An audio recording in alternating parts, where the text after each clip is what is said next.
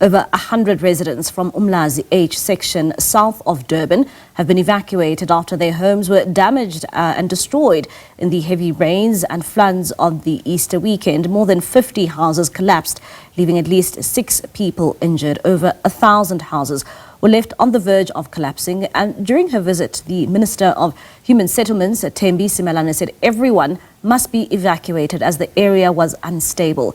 SABC News reporter Nonhlakanipho Magwaza has more.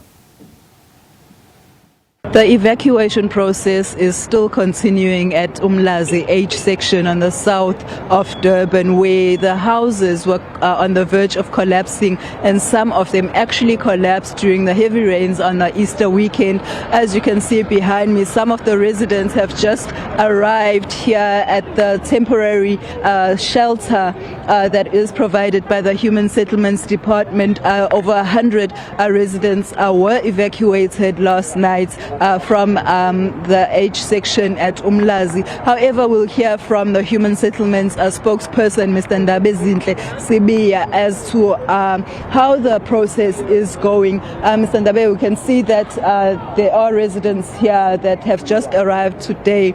Are there still residents that have been left behind, or is this all of them?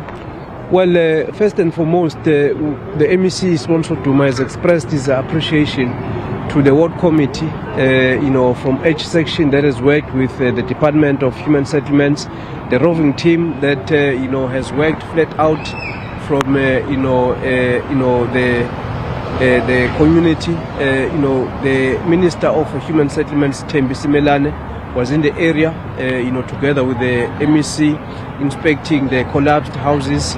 We are happy to see children playing, to see smiles on their faces. It is actually, indeed, the new beginnings for the community of the H section. The ward committee members have indicated to us that, there are more communities that are still going to be evacuated because some of them were at work. Others, fled to their relatives, but MEC Duma has said nobody must be left behind. We talk here about 144, residents that have been evacuated.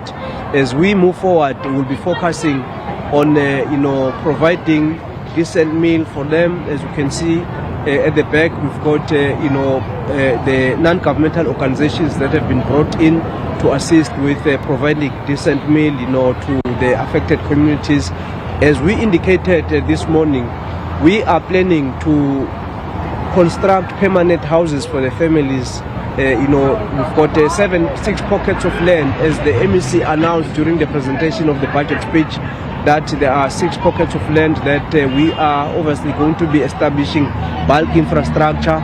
And we are also working out a plan together with, the mayor of eThekwini, Cyril Xaba.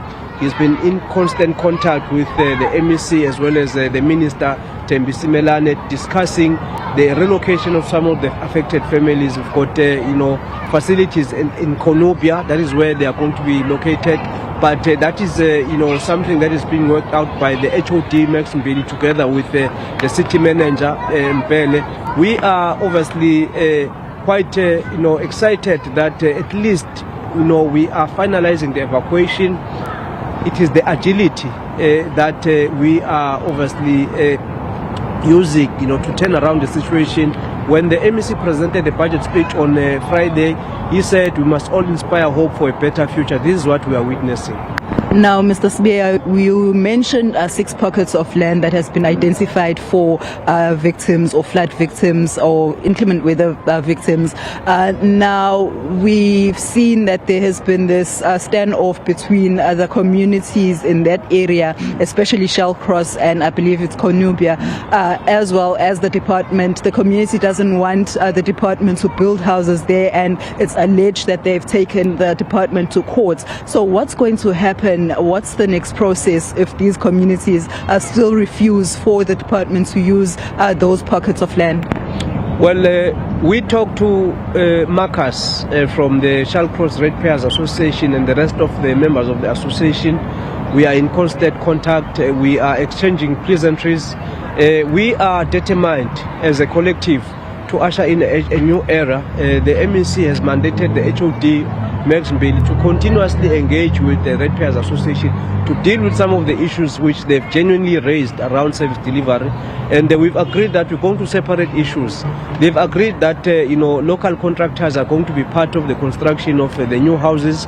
There are communities that were affected from Shallcross who are also going to benefit from the new housing development. And we are also focusing on other areas like Georgedale. We've engaged with the leadership in the area. There are communities that are also going to be benefiting from the new housing project. There are local contractors that are going to benefit, because as we construct houses, we are also creating job opportunities. We do not want anybody to be left behind, as we know that we're coming from the COVID era, which resulted in the loss of jobs and as well as the destruction of the entire economy. So we are rebuilding as human settlements. There are also roads that were damaged, and we are constructing those roads. So I think it is something that we are doing with a high sense of speed and urgency.